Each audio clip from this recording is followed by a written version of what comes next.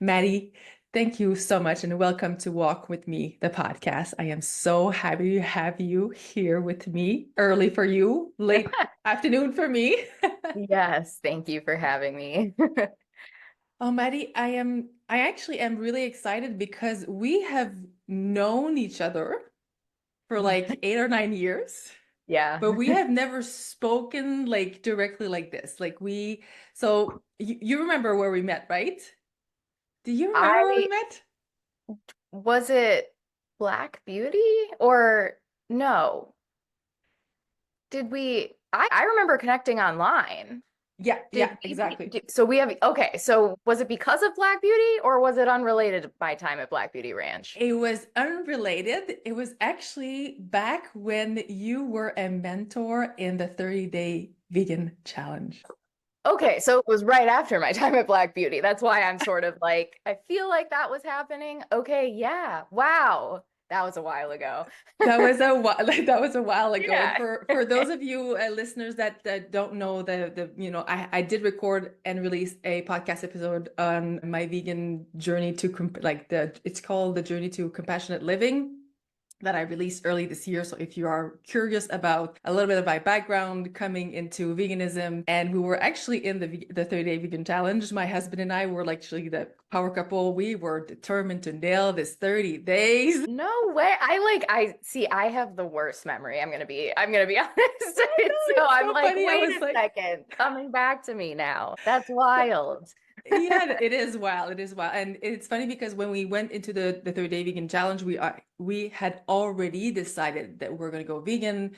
We are already we had been reducing our animal consumption Yeah. like for the past years, but like we were finishing up our stuff in the house and we went into the vegan challenge because we wanted to find community. The first Sure. year as a Yeah. vegan is always very Yeah. rocky and we have so many Mhm. questions. And there was a lot of different amazing mentors in that group. But somehow I actually really clicked very well with you. And it's probably because of your fierce compassion, which I embody as well. Like it's something that is so close to my heart. And then, like you have been so available to answer questions inside the group.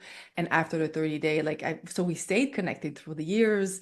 We Yeah. even discussed the Global Federation of Animal Sanctuaries. That's how I Yeah. found Fauna Foundation. That's That's what's how coming to me.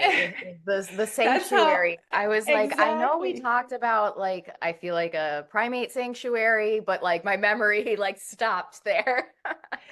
So So that's yeah. so that's Okay. where it came from, the background of it. And I went to work for a year and a half at Fauna Sanctuary, Yeah. and then like in the whole other story of me coming here kind of like came to play. But so we stayed connected, and I have watched you evolve throughout the last decade, basically throughout everything that you've been doing. So if you want to walk us a little bit like on your background of because I'm also a biologist. I was trained, so I have a bachelor's in biology, I have a master's in biology. And as I was preparing this podcast episode, I was reflecting on my choice of going into ecology, evolution, and environment instead of animal physiology. And one of the main Mhm. points that actually decided it for me back then was that I did not want to do science the way that we were doing science, in a way that we were using the animals without challenging the way that we were doing things.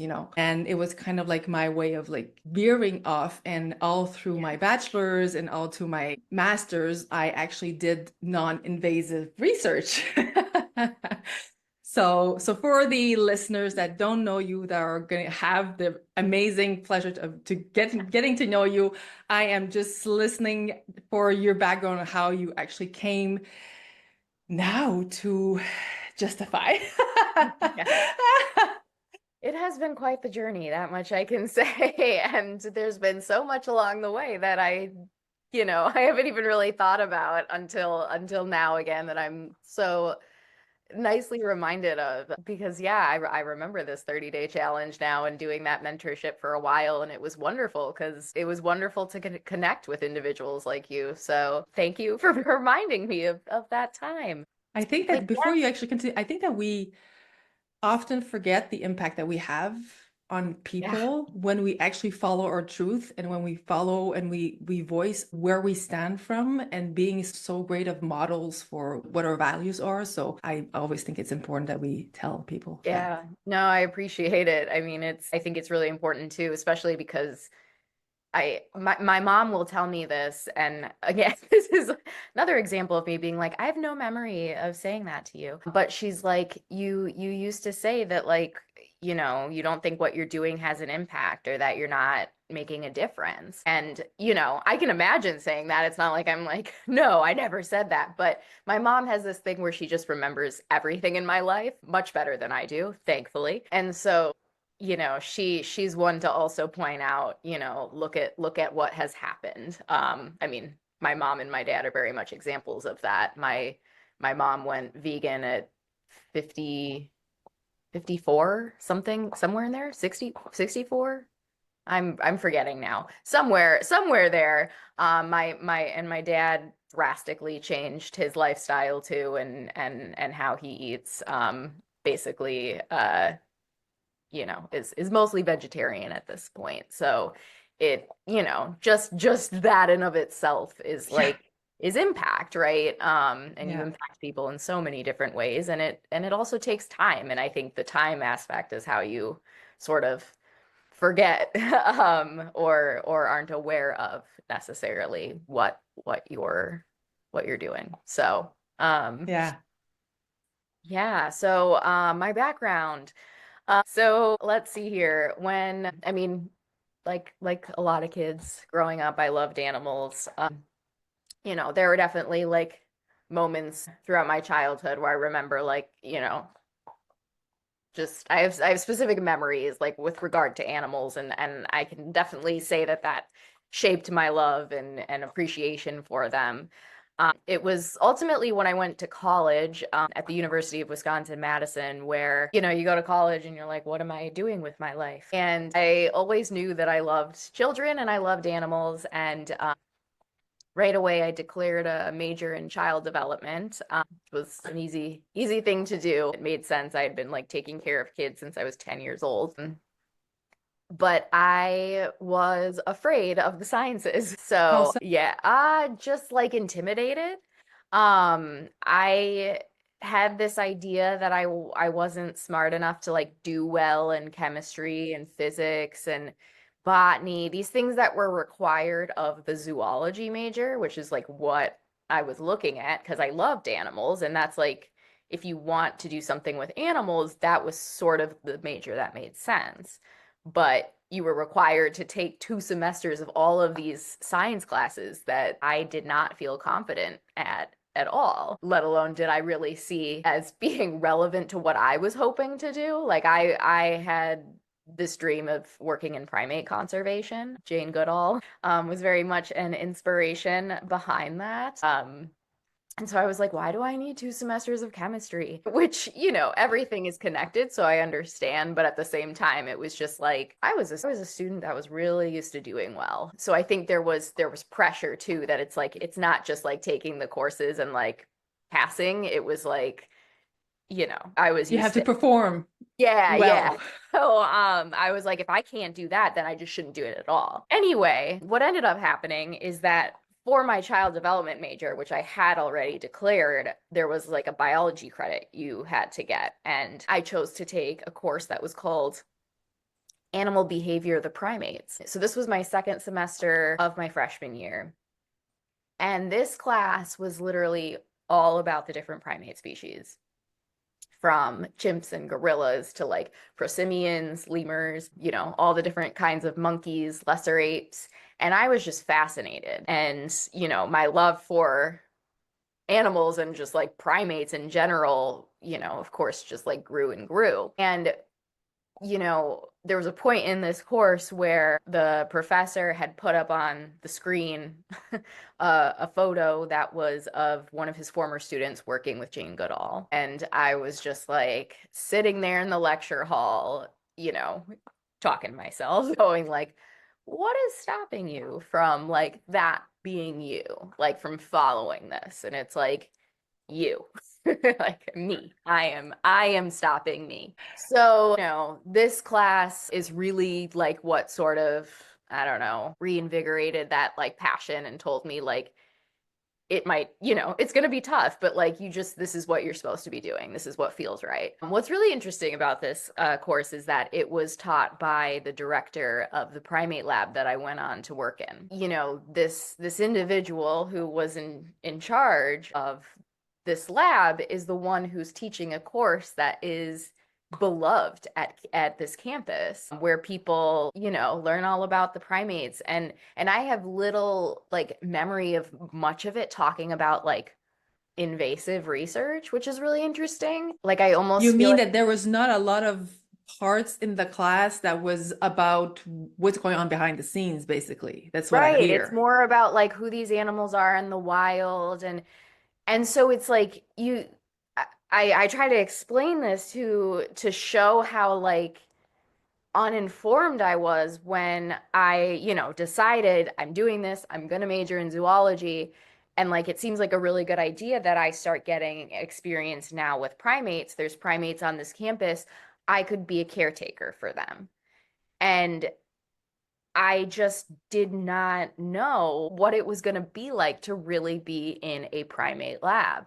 Mm. I thought that again, this is like this like stepping stone experience that's going to help me, do what I am supposed to do in the world and help primates in the wild. And I don't know, it's interesting for me to reflect on, because a lot of people will say like, how did you not know what it's like, what goes on in these labs, or what, what it looks like, or like Madison has always had this like history with animal research. I mean, Harry Harlow, um, he Madison is where he did his work. Harlow Primate Lab is where I went on to work.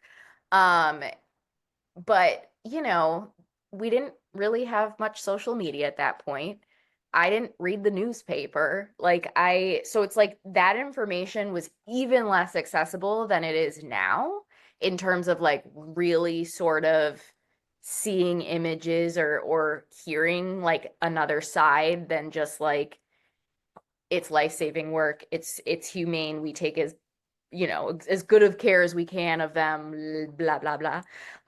So like these are the things that I was told, and it's not that I necessarily was like, yes, this is all true, but I didn't really feel like there was a reason to be like, this is not true, like it was just like, okay, like this seems fine, and this is really important to get me from point A to point B.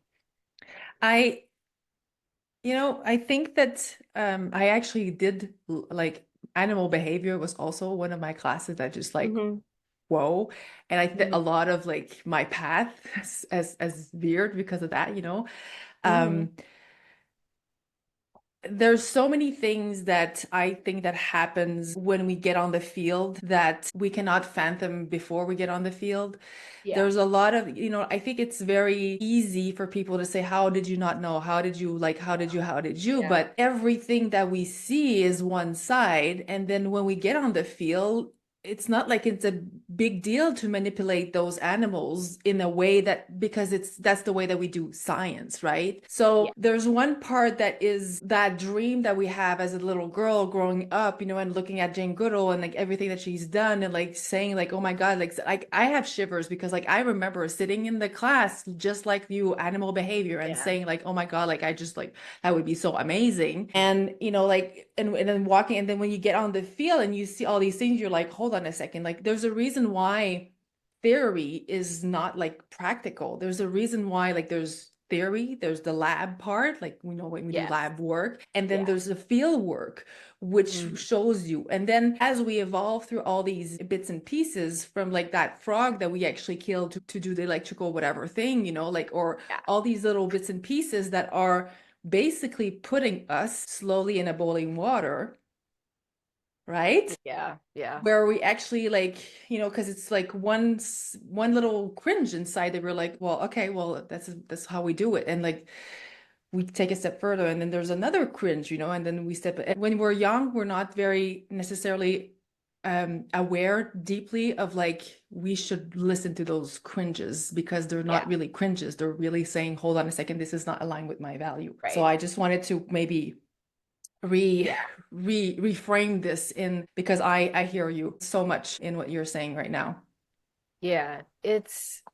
I I think there's a reason that, this industry is so much a part of university because it's like the perfect age to get people involved in a way where they're not yet fully kind of established in like who they know themselves to be and what they might be standing up for. I think like I was young and at this really impressionable age, and I also was someone who always was like, especially like authority and teachers and stuff, like I really wanted to impress them.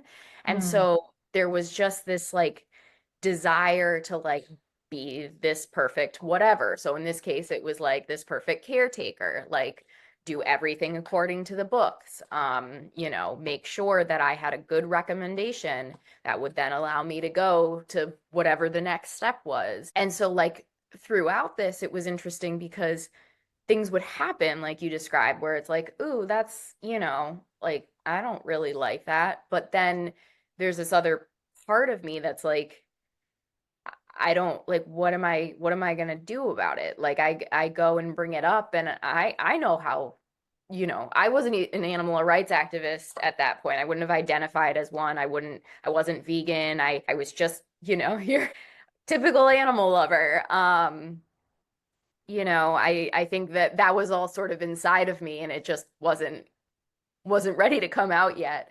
But, when you work in a primate lab, or just an animal lab in general, how the industry views animal rights activists. And that also means how they view if you care too much, if you start to show signs of like you're a little too concerned, because that's how it begins, honestly. And so when I did have concerns, I really spent most of the time just sort of like keeping it inside because I was afraid that I would get labeled a certain way, or that I would feel dumb, honestly, like, oh, you just don't know, like it's fine. Like I remember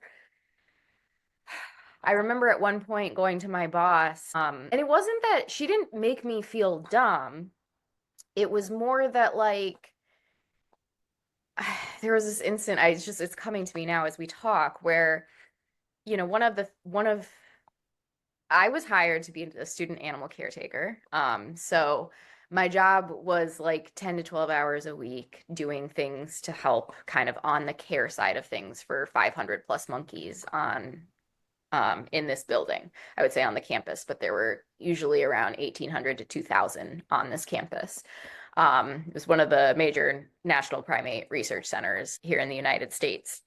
And so I was trained for part of my job to be like giving injections. Now, as I said, I was on the care side of things. So this was like if they needed a shot of something that would make them feel better or give them fluids. And I remember there was one monkey where when I was trying to give them a shot, they would not stop moving. And the way that we would do these things is that you have to kind of figure out a way to secure them, to secure their body so you can give the shot, right? And so Mhm. there's kind of two different ways for larger monkeys. You wouldn't actually be like hand holding them like for a smaller, younger monkey. You'd either have them in this device that's like called a tabletop restraint, where it basically you just like tighten it to the point that, They they're can't move unable, anymore. Yeah. yeah, to Yeah. shift. But there were also cages that had a restraint in them. So basically, how it worked is that when you'd pull these bars forward on their like tiny cages, it would pull them forward, like the back of their Mhm. cage, which just this concept alone, when I think about, is so like horrifying. And yet Mhm. it was so normalized. Like, it makes it super easy. You can just pull them forward and give them the shot. But like, imagine Means being to an this, end. yeah, imagine being this animal, and this is like the one place, the back of the cage, where you might feel safe, and you're just being pulled forward regardless of like what you want. I mean, it's just like another example of this power dynamic and this hierarchy that existed, and how it was trying to train me to see what I did is like more important than what this animal wanted. But so with this individual, I pulled the cage forward, but they were still like just small enough that they could still wriggle around a bunch. And I had gone to my boss, like I think after, and confessed like it was really tough. Like I had to poke them a couple times to give them the injection. And I remember them saying, well, it's okay. They don't feel pain the same way that we do. And at the time, I was like, okay, like there's some sort of like, I don't know, difference in level of pain of understand. Like I was just like, okay, like this is what the person in an authority position is telling me. And so Mm-hmm. that, I guess, makes sense, but like obviously was still like, does it? Especially because It's so interesting because they are, we're learning from these individuals, and not that we take things that they say for granted, but like we're Mhm. there to learn, like we're there to, it's like learning the ropes of anything, any Right. job that you have, like if you had in your life, like you look on to the elders to actually show you this. And, I'm listening to you and I'm like, the video is going to show it, but not necessarily the audio, but my heart is breaking because I know how this starts to chip away to our integrity and our compassion and our purpose as individual that actually want to help and forward science. And right now, what I'm hearing in your story is trauma that is coming in. Yeah. That's the trauma that you started to accumulate through Yeah. your work, right? Yes. Yeah.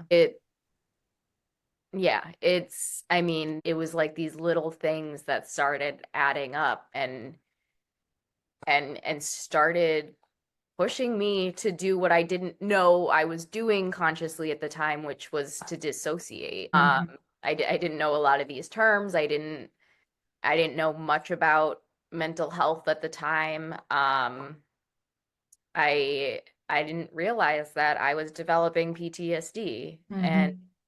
um it was, I was 20, 21, 22 at the time. I mean, when I think now as how old am I? 34. Um I think now about like a 20-year-old or a 21-year-old, and it's like that is so young, and experiences are so new at that point. And to be in a situation the way that these animal research labs run, where it really is like, this is how you do things. This is, you know, y- you are you are being indoctrinated into Mm. a system.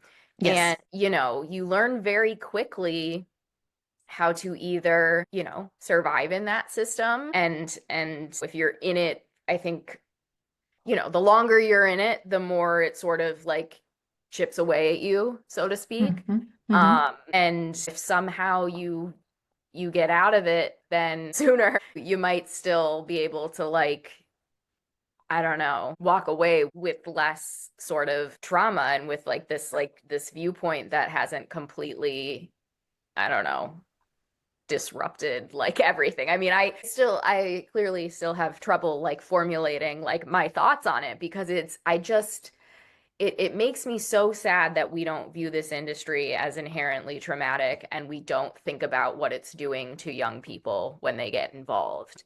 Um, I know that the industry is starting to do things like compassion fatigue training. And this fascinates me because it's sort of just another marketing ploy. And it's not that I don't believe that there's individuals in this industry who believe that like what's taking place is compassion fatigue, or that like, or don't actually empathize with what individuals who are struggling with or going through. But it's that like compassion fatigue is really not what's taking place here. When I think about compassion fatigue, I think about like, you're working at an animal sanctuary and you can only save so many lives. And also you're getting really close to these individuals who are suffering and towards the end of their life, and you have to say goodbye. And or, you know, veterinarians who are constantly having to euthanize animals because we're overbreeding them and there's not enough homes. Like, this is sort of like, animal research is different because we're saying we are justifying it. We are saying that what's taking place is necessary when I don't believe it is. And this is not me saying that we have not found out things from animal research that have drastically changed the course of human history. I know we have, but you know, that doesn't, in my mind, justify what we are now doing to these animals. And so to make it kind of seem like, you know, this is really hard, but you have to keep doing this, it's like, do we? And so I worry. There's a third way, basically, Yeah. because what Yeah. I'm hearing is you either dissociate and you continue your path of career, or you just leave and you don't voice anything. But the third path is why I'm bringing ethics here, where there has been, yes, but is there a better way to do things? You know, like, we're always evolving, and that's and the weirdest thing is that that's the whole basis of science. Right. When we know better, we do better. So why I are know. we stuck in old patterns? Why are we doing the things just because, like, it's the way that we were doing things, you know? Like, so the third path is basically Maddie that is saying, hold on a second. I am actually going to voice, because you started to be an animal rights activist, but you started to, like, animal rights activist, but also like human rights, because actually, without going into, you've been voicing so many things about, you know, women, and, you know, you've openly talked about your endometriosis. Like, there's so many things that, and we could go on and on forever in intersectionality of like causes. But right now, like you said, like, there's a third path, and I hear that the third path is not only like it was called to actually like help animal in a way that I didn't even know the extent or the way that that it was going to be. But I hear that it's also a path to healing for you as well. Is that what I hear?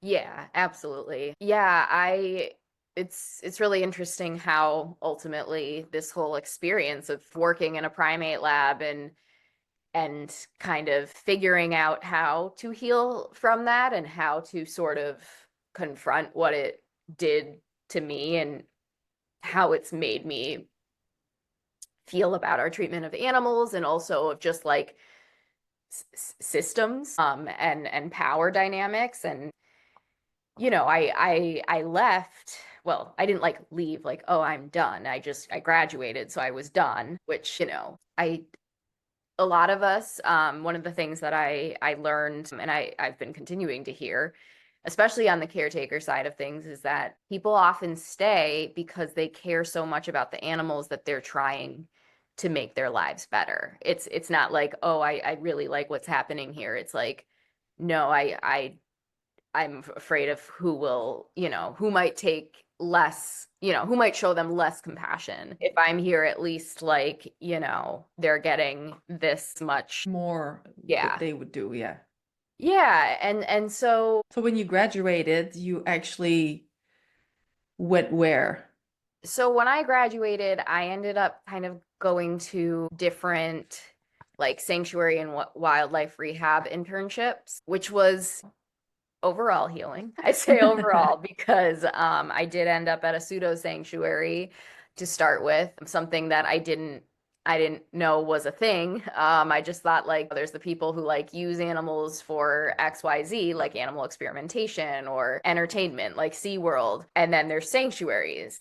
But there's a lot of places that call themselves sanctuaries, but are also engaging in practices that are not what a sanctuary would do. Like, a sanctuary is not going to breed animals into existence. They're going to rescue animals in need. And so that was actually further disappointing and had me sort of confused, because I was like, well, how am I supposed to know like where to go? I eventually learned about what we mentioned earlier, GFAS, and like the Global Federation of Animal Sanctuaries, basically things to like be able to ask and look for that say whether or not a place is like truly centering the animals and their needs. So one thing is not breeding them, not using them for entertainment, that kind of thing. Tours are only educational. You're not interacting with wild animals, things like that. And so from there, I actually was working at true sanctuaries and had experiences caring for monkeys as well as chimpanzees, rescued or retired, however you want to put it, from animal research. Include the caveat that that's extremely rare. It was a privilege to be able to be a part of that. And also those individuals are so lucky because most never make it out of this industry. Um, And the thing is, the ones that do, I mean, I've worked in a chimpanzee sanctuary, yeah, like they're scarred for life, right? yeah, Like they've been yeah. used and they have been treated Mhm. in so many different ways that they have lifelong PTSD Yeah, and behavior dysfunctions, and that too is very heartbreaking because as caregivers you want the best for them, and they're outside of whatever they were, but the past is still yeah, catching up to them. They're still left yeah. not just physical scars on them, but psychological scars. Part of the caregiver is the caregiving, feed them and groom them and give Mhm. them their medication that they need and clean their enclosures. But it's also to um, serve sort of as a buffer for whatever is going on in their head when they have a different Yeah, external expression of their past. And for chimpanzees, they can live, yeah. 50 plus years old. So if they were retired when they were 9, 10, whatever, that's actually Mhm. a long time. Yeah, and I mean, to say that they aren't walking away from this industry, holding on to those scars and having those experiences is just, it's simply not true. Like these animals, they have memories. Like they lived this, and the more time you spend with them, the more you can kind of see that, whether we're talking about chimps or monkeys or even, I know a lot of people have adopted dogs these days who have come from research and they see it in these dogs. Like it's, these animals, it's hard to sort of like really sit and think about what it must be like to be them. Like, I right now one of the things that I'm doing for an income is some like rover gigs. I'm taking care of like cats and dog, like doing drop-in pet care.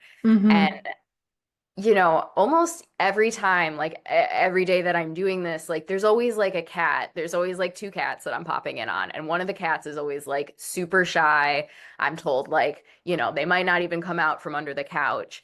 And these are animals who haven't even like, it's not to say they haven't experienced anything awful in their lives, but it might just be like they're a stray, they're nervous around other people, or like they were a stray, that kind of thing. Mm-hmm. But not like, oh, they were in a lab. But even like the nerves and the fear that I can see in them, like it just makes me think, oh my God, what is it like for these animals who every day, like these dogs and cats, where it's like a different dog and cat is in your home and getting treated like a family member, and these ones are just terrified. And how I know that there's caretakers in these labs who are trying to counteract some of that fear, but there's only so much you can do when you're in an environment that is telling you that ultimately their needs are never what's going to be put first. And No, they're just so, tools. yeah, they are. And so it's like you're fighting the system as much as you're fighting yourself. And I just, you know, when I make strides with cats who are just like, oh, I'm just nervous because like you're a new person, um it's like, I feel so like good, like, I'm comforting you, you're nuzzling me and purring, like you're happy. It's like somehow my brain always goes to the animals in the labs and what this experience must be like for them every day to just sort of, especially the not wild animals, the ones that are domesticated and like have this sort of like desire to have a relationship with Yeah, humans. yeah, that's the This thing, is what like their because the relationship dogs is.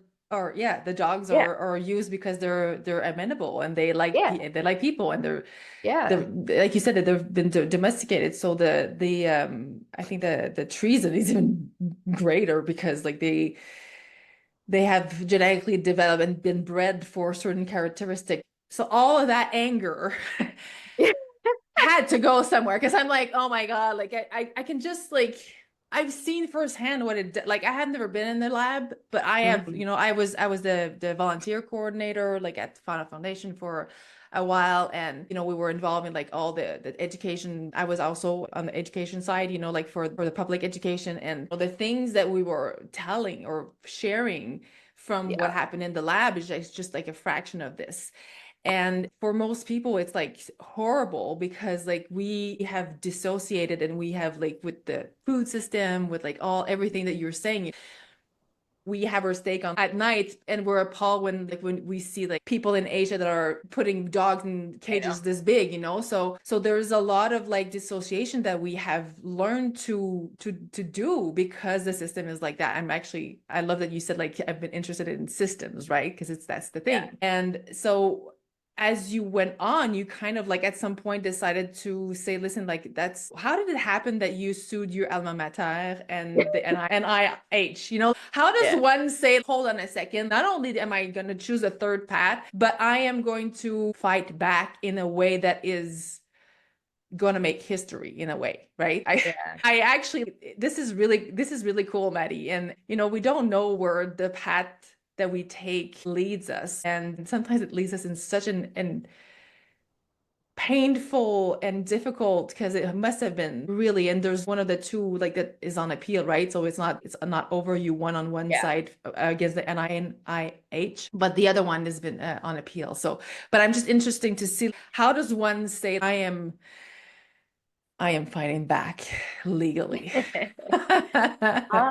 One says that after many years of first trying to just act like everything's fine, but having reoccurring nightmares and kind of avoiding the PTSD diagnosis that I eventually officially got in like 2019. So like I left the lab, my time was over in 2013. So I did what I think a lot of people do, which is leave and try to just put it like put it aside. Just be like, I'm Mhm. done. It's over. Goodbye. And the thing about trauma is that that doesn't usually work and it usually makes things worse. And so during my time like working in different sanctuaries, I was mostly doing like care positions, but what ended up sort of being a turning point was that I have always been kind of injury prone and I knew I wanted to be helping animals. And I was like, I need to figure out a way that's not so physically taxing because I just don't think I'm like built to be a forever caretaker in the sense of like what goes into sanctuary work. It's a lot of heavy lifting. You're always on your feet. So anyway, I had discovered a book called Most Good, Least Harm by Zoe Weil. Um, and that book led me to the Institute for Humane Education, which was started by Zoe Weil. And this concept of humane education and studying animal protection and human rights and environmental preservation and how these issues connect and how if we want to solve some of the world's, most pressing issues, we need to look at them holistically. And I was like, that is such an aha moment. And you'd think that like we would be learning this much earlier in life, but we don't. And so I was like, oh, humane education, like educating about these issues. Can I do that? Like, do I feel, like this is the person who in college, like every time I had to do like go to my public speaking course that was required, I like felt sick to my stomach. Like public speaking, no way. I mean, I literally became a public speaker. So it's it's really It's wild a to skill. It's a skill like anything else, it right? Like, is.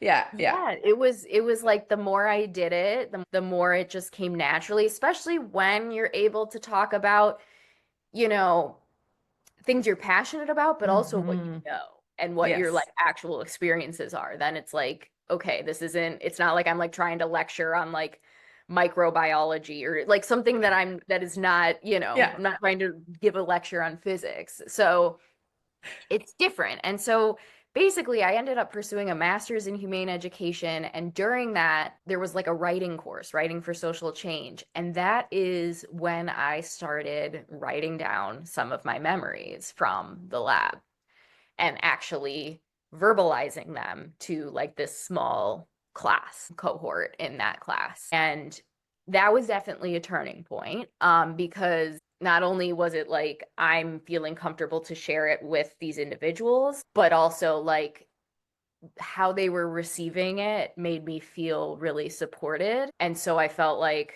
and also, there was someone in that class who, at some point, after hearing several of my reflections, was like, I worked in an animal lab too.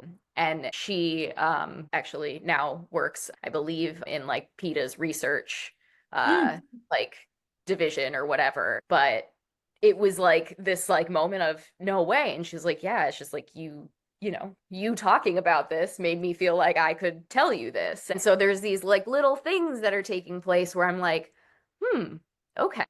And I love this because yeah, journaling and like writing, it's for me, it's such a great tool, right? And for a lot of yeah, people, and it's a therapeutic tool that you got to do in one of your classes as kind of right. an experiment. And Yes. from there, because From yeah. there's a lot of shame that comes Oh yeah. with that, like there's a lot of shame that comes from, even people that worked in slaughterhouses that Yeah. actually left. Like there's a lot of shame, and then that is maintaining the trauma basically, Right. like Yes. because trauma is actually like a behavioral system that is very good at maintaining itself. Yeah. Oh, and it's like it's a normal response to, I mean, for lack of a better word, a fucked up situation. This is Yeah, how our bodies and our minds react to things that we shouldn't have to experience. We shouldn't be one yeah, way or another yeah, having to be yeah, a part of. And so it's very normal, but we act like it's not. yeah, And we exactly. can make it so much worse for people, which is something I was afraid of because as I was becoming this like sort of animal person, this vegan, this animal rights activist, I was also like, are people gonna judge me? Are they gonna I don't know. Like I don't know if they're going to look at me differently than they would look at someone else who's doing the same thing. And it's also just like working in a lab, like an animal lab. It's there's I think there's like an unusual amount of people who have been associated or like affiliated in one way or another, but at the same time, it's not a well-known experience. And so it's hard to sort of connect with people on that because I think their reaction is either like, oh, that's super cool. You worked with monkeys, like totally not really understanding what it's like, or like, how could you do such a thing? Like it's hard to connect with people on it, which Yes. is why as I started to sort of not just receive support from people who weren't involved, but actually connect with individuals who had been involved in research as well, that was like a huge turning point. And so like one of those turning points was um reading Dr. John Gluck's book, Voracious Science and Vulnerable Animals, A Primate Scientist's Ethical Journey. This book I read around the same time we would have connected when I was doing the vegan mentoring. And reading that book, so John Gluck worked under Harry Harlow, the infamous researcher whose lab I went on to work in. He had long passed, but Gluck had worked under him and then had worked as a primate vivisector for like 40 years, but he's one of the like few researchers themselves who came out on the other side and advocates against it. And when I read his book, it was like, oh my God, like there is this person out there that understands, like that I could talk to and would understand me fully. when I A couple years later when I got to meet him at a conference, I just cried. I just cried for like 20 minutes as I spoke to him. It was like, I I can think there was imagine. like this like trauma mixed with like gratitude and the things that he would say, like when I would tell him stories and like his response to a story where like I'm like feeling so horrible about what like I had to do separating like a dead infant from their mother, his response is like how fortunate they were to have someone who cared so deeply. Like it's like most people would not, that would not be where they went. But he was showing me that he could still, he saw the good in me. And that made a huge impact. And, you know, after after reading that book and amidst meeting him, I took to the internet and I started sharing some of my stories and I started connecting with more individuals who had been in labs. And you know, this is how eventually it came to be that Justify was created, this organization that's meant to bring individuals like ourselves together. Me and the two co-founders are now on the board along with Dr. John Gluck, and I am the executive director, and our goal is to bring these individuals together and make a safe place for us to talk about these experiences and also take those experiences and try to change the system, try to move us away from animal research, try to talk about the very real and traumatizing human impacts that are taking place in the lab, as well as what's going on to animals. And looking at this in a way that I think a lot of people don't, because when we advocate against animal research, I think a lot of times we're just focusing on the animals, and the animals are always going to be at the heart of it for me. You know, Mhm. that's true. But you know, when you work in one of those labs and you personally know what it's like to care so much about these individuals, but be fighting against a system where you feel very powerless, you are able to empathize with the people on the inside. That doesn't mean that everyone on the inside is low-hanging fruit or is like, you know, on their way out. But I think there's a lot of people that you know, just haven't had the right community to turn to where Mm. they feel supported and not judged, you know? Or And they so feel that, alone. That's the other yes, thing that people yes, sometimes, there's two different ways of like looking at it. Sometimes like we can't find the community, so we create them and then we connect mhm, with other people. But the other thing is sometimes we, and that is unfortunately, I think the majority where we think that we're alone in our thing. And if we're never speaking, then we cannot find the community or we cannot resonate with other people right. that give us a chance to Like, realize that we're not yeah. alone. Like, Mhm. and I was just listening to like meeting, I can so imagine that you actually were crying so much when you met him in the first 20 minutes or so, because when we find people that put words, like the right words, and bring us back to our compassionate side through the Mhm. trauma that we have been through, there's a shift within that we didn't even think was even possible Yeah. that happens. Yeah. Yeah, exactly. And so amidst, you know, 2020 when I'm talking with my co-founders about Justify and we're trying to like brainstorm how this might work. At the same time, I've been very vocal on social media. I remember. And it got to a point where I was not just like, oh, I used to work in a primate lab and this was my experience, but it was like I worked at UW-Madison's primate lab, tag them, and was also commenting on social media and kind of bringing awareness to the issue of the primates in their labs. They And have calling other them out, basically. yeah, yeah. And you know, they have other labs on campus too, but I was just, you know, my background was with the primates, so that tends to Mm, be yes. I'm focusing. Um, and surprisingly, this did not go well with them.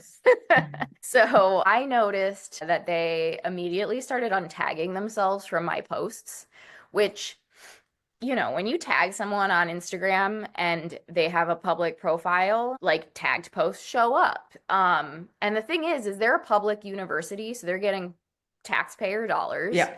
Um, and so, you know, you're if you're allowing these people to tag you, then you have to also allow these people. You either have to turn all tagging off or have it all on. You don't get to like selectively choose, like, I don't like this. But whoever was doing that, you know, didn't think that it would encourage me to keep going, but it actually, I mean, it really did because I was like, oh, they're really bothered by this. Guess I should keep it I was like, I didn't know my voice could do this. And they ended up also starting to delete comments that I was writing on their posts. And so at this point, I had a friend who worked for Animal Legal Defense Fund, an animal law group. And I had gone to him and I was like, is this like, are they allowed to do this? Like, is this fine? Because I know so little about the law at this point, but I was just like, I didn't even know the whole public university, private university thing. I was just like, they're deleting my comments. Like, is that fine? And he came back and was like, yeah, I don't think so. We're gonna talk about this. And yeah, that's how the lawsuit came to be, because they were like, we're gonna sue them on the basis of free speech. They are censoring you. This is, you're an alumni, a former worker. Like, it's not like you're some random person, and they are getting taxpayer dollars. They're a public university, so they're violating free speech. So that is how the lawsuit against my university came about. What's interesting is, so we sued them for censoring me. But a few weeks, I don't know, within like a month or so later, we noticed that they obviously stopped censoring me as soon as the lawsuit took place. But something that we also noticed, I connected with a friend. His name is Ryan. We connected through the Facebook vegans, like Madison Vegans group. I had like posted in there at some point, like, hey, like, anyone interested? I used to work in the primate lab. I sued them, like, just sort of educating a more local population that might be interested about what's going on. And he was like, let me know if I can help in any way. Like, he's like, I used to bike by there all the time and had no idea that, inside these buildings, like, they're like hidden in plain sight. Mhm. There's about like hundreds of monkeys. And so he was the one who was helping me discover that some of my comments were still like, some were there and some were not. And we were like, what's happening? And as we sort of fiddled around, we noticed that it seemed to be triggered by certain words. And this is how we Mhm. discovered this thing called blocked word lists. Mhm. And basically, he did a FOIA request, so like a Freedom of Information Act request, and got back that the University of Wisconsin-Madison had a blocked word list made up almost entirely of words associated with animal testing. So they were like very specifically trying to stop discourse about animal testing by making it so if I or anyone else comments like, you know, I don't know, stop testing on monkeys, and like monkeys is a word on that list, you see the word because you wrote it, and they see it, but the public doesn't. So it's like it doesn't exist. You think you did, so you're like, great, I contributed. But in reality, people can't, because I would write comments and we're like, why is no one reacting to this? That was what Mhm. sort of set an alarm off. So we ended up adding this to the lawsuit because it was like, not only is this, obviously affecting me, like I would go in there and try to like write monkeys using like symbols and stuff with like spaces in between to try to go around it. But you had to know what was on the blocked word list. And, like it was So ridiculous. there Like we, was that was not just you, that they were no, basically it, they wanted yeah, to quiet the whole conversation. That's what yes, I'm yes. hearing right now. They were, I mean, they were very much targeting animal rights activists. That was really was and is what has been the issue. So we were just like, wow, this is wild. And we added it to the lawsuit. Meanwhile, me and Ryan were like, who else is doing this? So we ended up looking at some other universities. Like he sent in FOIA requests for other schools, like I believe like OHSU was one of them, which is another school that has primate center. And all of these schools that we looked at, they had similar lists that were like Mhm. mostly animal research focused. So these schools that had big like research programs were also trying, and not just trying, because it's like people didn't know that I still, when I talk to people about this, they're like, this is a thing. It's like it was just this perfect way for them to not have this discourse taking place without people knowing why it wasn't taking place or Yeah, that yeah, it and this is was. just I mean, this is a normal functionality that we have on social media. Like Yeah. you have social media platforms like that we can actually like say like, well, I decide that I don't want swear words, like automatically Mhm. if somebody comments a swear word on my things, then it's gonna be like deleted or like a Right. mask. I think it's actually, Right. well, you can decide the level of what you want to do with it, Right. and you can even put a window of time where you can review, approve, or whatever. Like, so Yeah. this is not Yeah. like a weird tool that they were using. It's No, just like it's no. a basic functionality that they were using in a very specific way, right? Right. As opposed to like some of it would be like racial slurs, makes perfect sense. But when most of your list is made up of words related to animal research, it's like that Mm. seems like a viewpoint, like you're targeting a viewpoint. And again, it becomes an issue when you're a public institution getting taxpayer dollars. If you're a private institution, we can't do anything about it. You're allowed to do what you want. So, this led us to go, wait a second, what if we look at the National Institute of Health? Like, that is who is funding much of the animal research taking place in this country. Um, And they would, decided of the fate of a lot of individuals that are yes, currently yeah, waiting for transfer, like yeah, like the those retired chimpanzees that are still not yeah. moving anywhere. No, Yes. I mean, it's like animal Yeah. research is like at the core of what they Hmm. do. And we were like, they wouldn't do this. Like, that would Hmm. be ridiculous.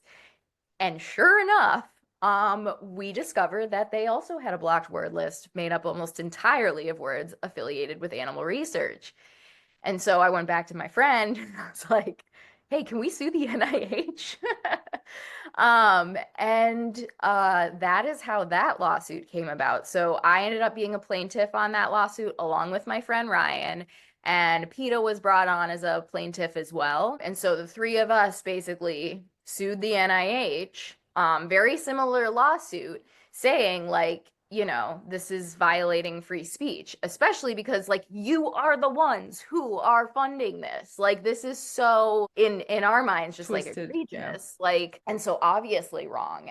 Lawsuits take forever. But in I think it was May that I and my dog Millie were featured in the Washington Post Uh-huh. talking about the NIH lawsuit. Because basically what happened is both lawsuits were ruled against us, the Madison one and the NIH in lower courts, which like is not surprising in the sense that like these industries are so powerful, but is surprising in the sense that like both cases were really solid and like it's a little crazy making when you're like this is so obviously like it's so obvious what you guys were doing. How are you, come on.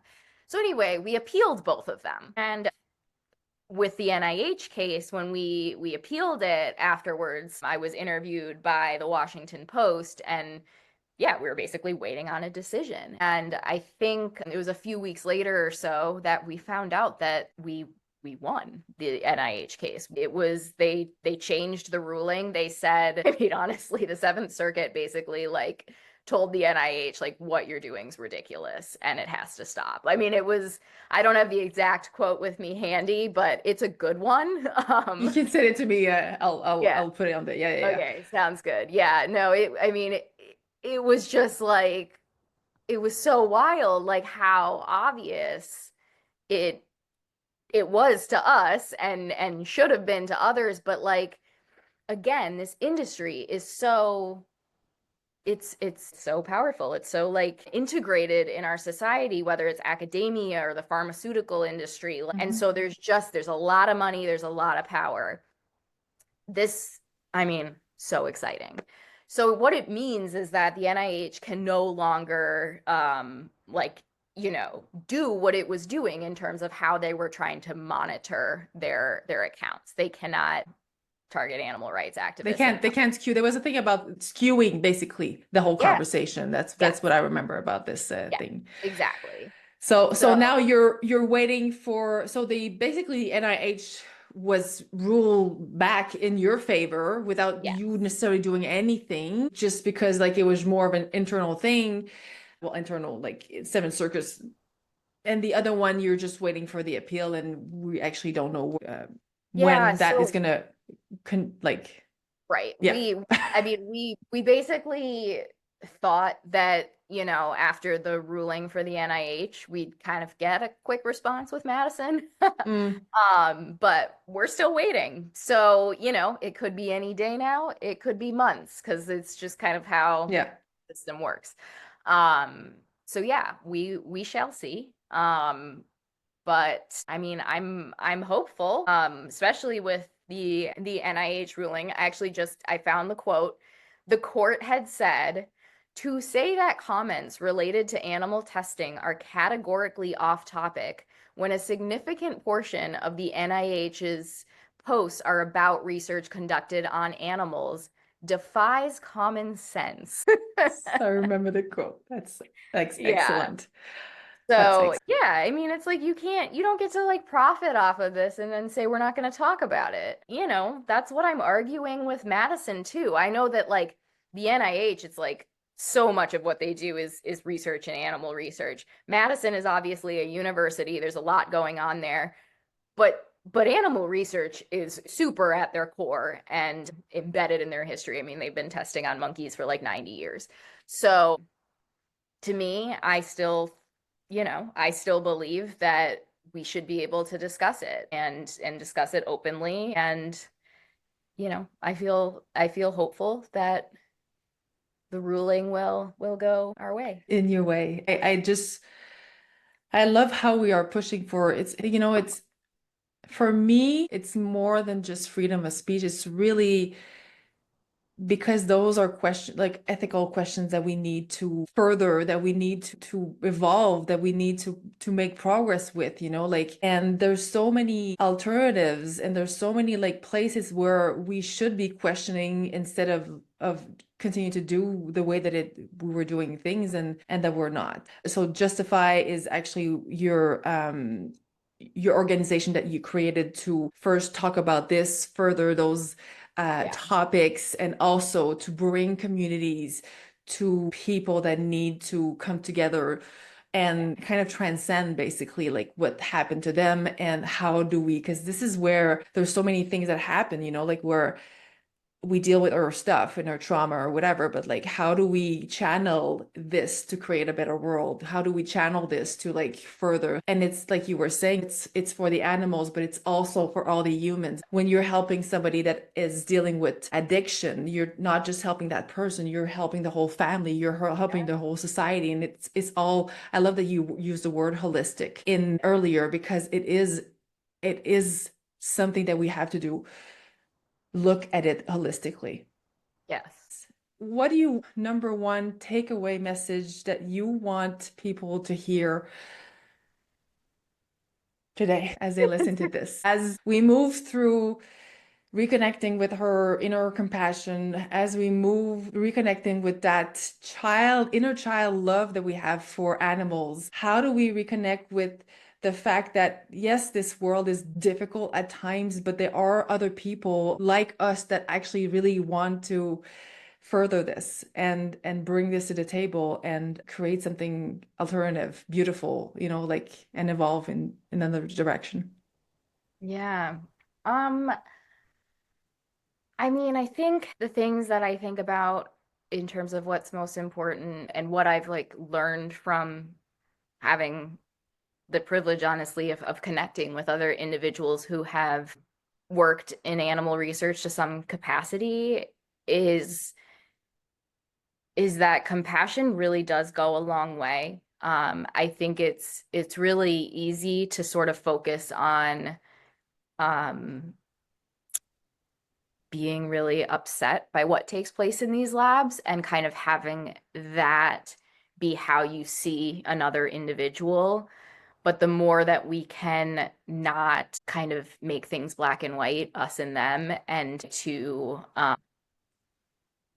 empathize with other people, I think I think that's the game changer. And it's not easy. And I'm not saying, that every person is going to change. I don't think that. But I think there's a lot of people who have been involved in this industry and are actually currently involved in this industry who are probably again just not connected with the right people to be able to discuss and discuss their experiences, heal from their experiences, and then if they so choose, like more publicly talk about them in a way that can help improve, like truly improve human health as well as, reduce harm to animals. So I just, I I will say this over and over again that, the more we can sort of refrain from outright judgment,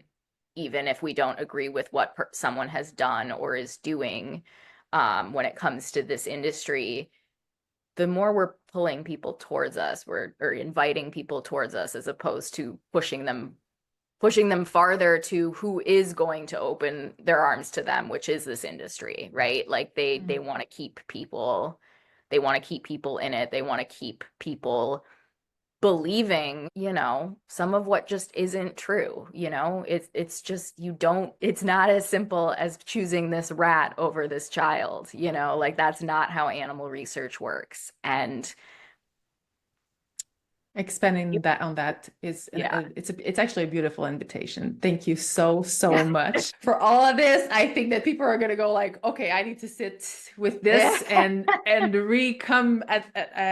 re-listen, because there's a lot, and that's why I wanted you to come on the podcast, because you have such an amazing perspective on finding common grounds and moving forward, building empathy and building bridges. So thank you so much. Well, thank you. I really enjoyed it. It's been a pleasure to finally connect face to face. Thank you, Millie, as well, for being with us. Millie, you want to come up and say hi? She's like, I'm busy. That face. Here's Hi, the Millie. girl. The Well, thank emotional you. support animal. All right. Listeners, thank you for being with us today. I hear you, I feel you, and I see you. Take care.